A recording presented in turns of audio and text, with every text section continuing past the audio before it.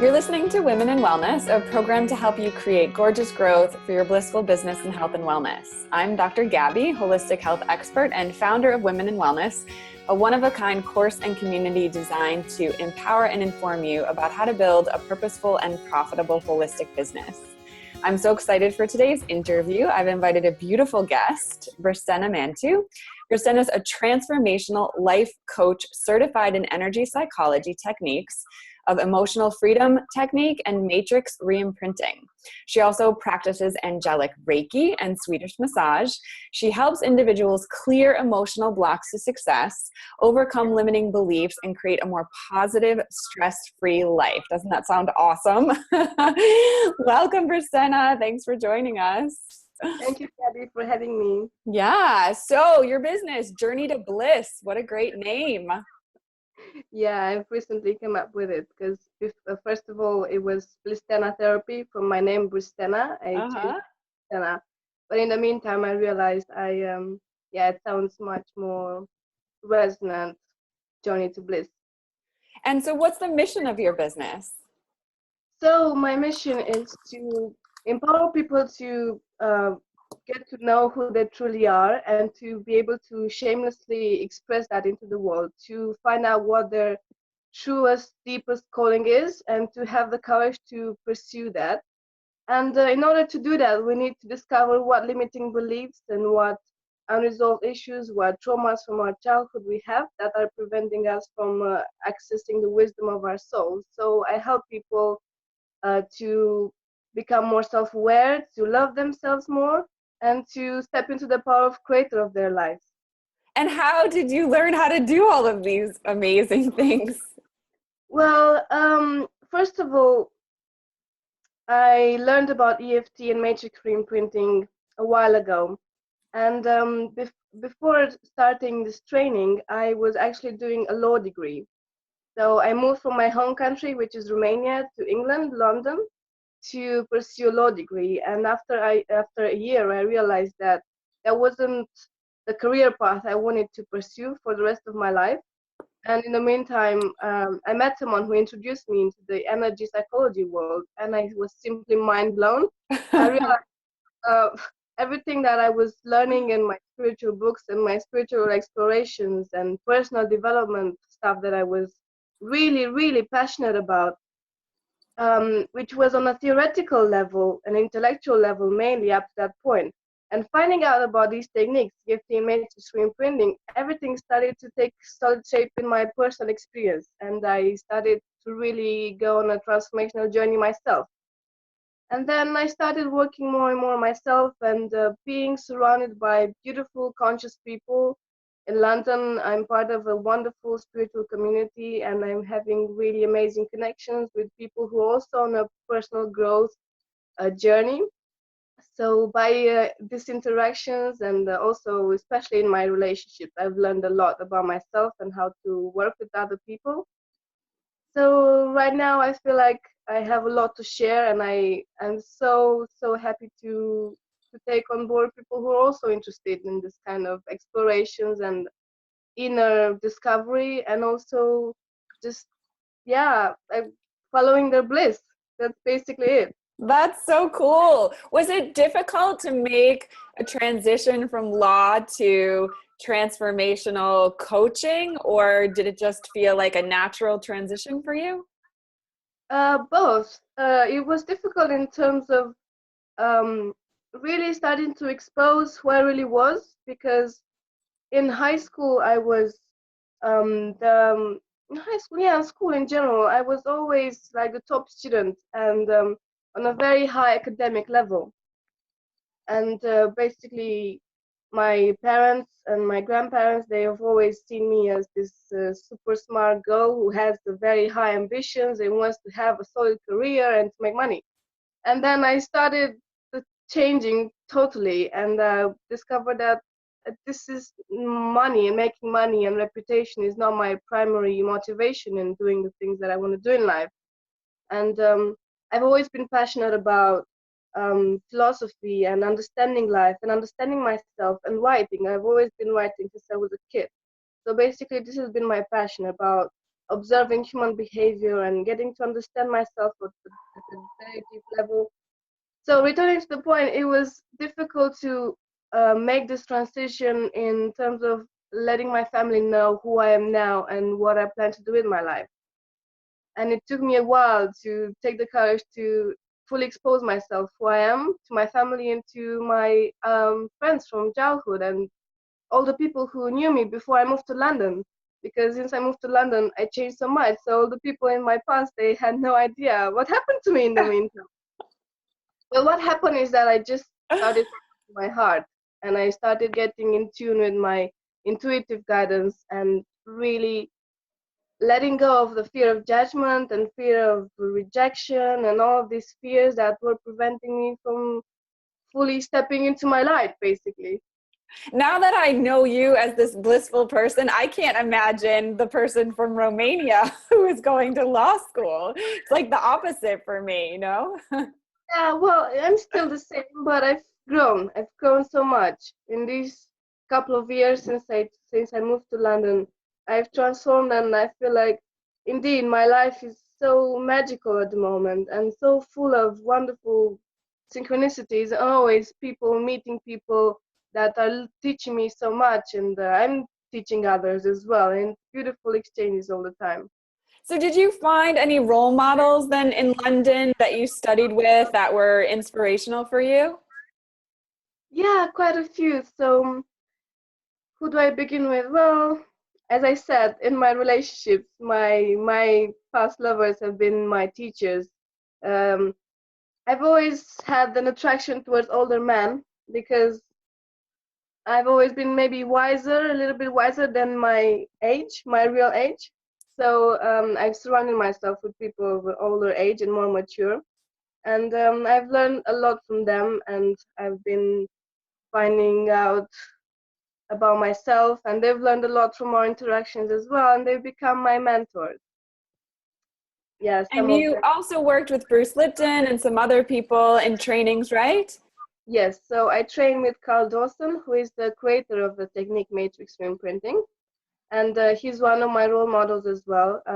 He's an example of humility and service. Like if you go and look for his information on the internet, you don't want to find too much information about his personal life. You're only going to find about matrix reprinting and what he's done and the work he's doing and all his courses, and so he's so passionate, and he also started from nothing. He was doing something else completely different before. He was working in an airplane factory, and then he experienced the dark night of the soul, which is basically a concept which is representative of that period in our lives where we experience a breakdown, where nothing is working anymore, where we're ill on an emotional level, on a physical level, divorce, lots of difficult things happening.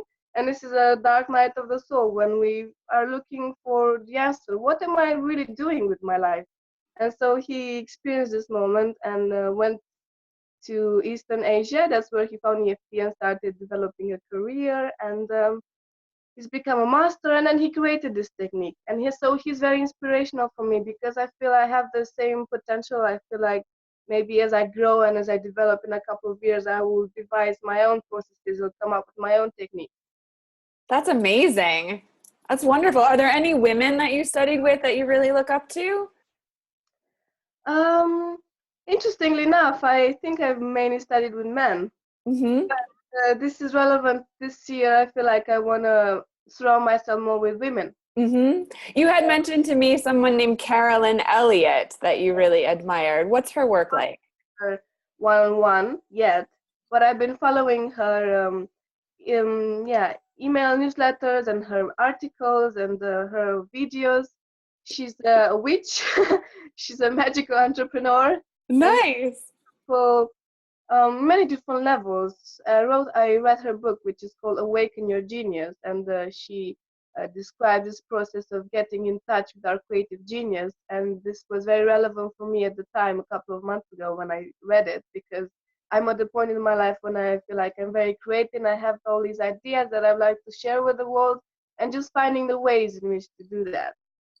And Yeah, she's a very interesting character. She works with lot with the shadow aspect. Carl Jung, in Carl Jung's definition, a shadow is the unconscious aspect of ourselves, the things that we've denied or repressed since we were children that we're not aware of. And by tapping into the hidden potential of our shadow, we can access a lot of a lot of life force and energy, and we can use that for our benefit. I love this term, magical entrepreneur. I feel like we're all magical entrepreneurs. You've been in this community now with me for a while, this Women in Wellness. Do you feel like we're magical entrepreneurs? Yes, definitely. I love all these women. What is magic for me is basically our outer reality reflecting our inner reality. It's very simple what this means. And so all these women that I've been meeting recently, they're creating their reality. They're creating their business. So many of them have transitioned from their mainstream jobs and realized that they want to do something else with their lives, and they healed. And now they want to share all these skills and experiences that they have with other people. And so they're starting from scratch basically. They're creating something which is a reflection of who they are and what they've been through. And they want to empower and encourage other people to do the same. And that's for me pure magic. I love that so Yes. much. I love that. And this process of starting from scratch, do you have any tips for people who are watching or listening if they're going to start something from scratch and manifest this thing that they have, this vision? Do you have any tips for them about how to do that? Oh, well, I think the main thing you have to just to trust your instinct. Even though it seems like it's the scariest thing that your heart is telling you to do. You just gotta take this leap of faith, and you just gotta um, just surrender to what your heart is telling you to do, and maybe jump straight into these unknown territories and just put yourself out there more and more. Um, and also to work on yourself, to continue working on yourself. Yesterday, I met someone who's doing family constellations. Have you heard of this therapeutic method? Mm-mm. So all these people, they embody certain people in your family that you have issues with. It's like a 3D representation of the Like role playing? yes. Okay. And by doing that, you see what the relations are and what interactions are, and you hear lots of stuff. And this guy has been doing this kind of work and NLP and family constellations for 15 years now. So he recommended that I should be aware of the spiritual bypass, because many of us who are in this wellness career, we think that we're finished, that we've finished working on ourselves, and that we're empowered guru, that we know everything. That's no, actually, we're a process, a continuous process, and it's about being aware constantly about where we are now and what are blocks at the moment. Because the more we grow, the more we open up to more avenues for growth. So there's always going to be challenges and always going to be things to learn, and always stuff coming up, because we're humans and we're not perfect. And if we were perfect, we'd be finished. Yeah, there would be no point, right, to being here. So the work that you're doing with people, is it one-on-one coaching or group classes, or how does that work? At the moment, it's one-on-one, but I'm working on developing these programs. So it's going to be a 3-month program, radical transformation from within, and I will take people through these 3 steps: self-awareness, self-love, and from victim to creator. And once I work with more and more people, and I will just go with the flow and see what I feel is necessary. If I feel like some people experience the same issues, I will take them in group therapy, because I've discovered the power of community and how engaging with people who have the same issues but also see things from a different perspective, how empowering and enriching that experience is. Yeah, I totally agree. I'm very passionate about community. So if somebody's working with you one-on-one, what is that like? Are they meeting with you in person or talking on the phone? Do you take them through the tapping? Like, what is a session like with you? Um, Yeah, I do in person sessions as well. I love that. But my plan is to work with people from all over the world, and I am having clients from all over the world. So I do Skype sessions. So I show them how to do the tapping, and then I tap at the same time that we go through the session. I tap along, and this is very empowering for them that they feel that they're being held and understood and listened to. Mm-hmm. They're not alone in this process. And for some people, working at a distance is very, very reassuring. On the one hand, maybe they don't want to show their face on the camera. They don't have to. I can only speak to them, and they don't have to travel to see me, of course. And then they learn to tap themselves. And just recently, a client of mine has sent me a poem about EFT and how helpful that has been for her. Learning is an amazing tool for energy healing, and she's been applying on herself whenever she's in a difficult emotional state or emotional overwhelm.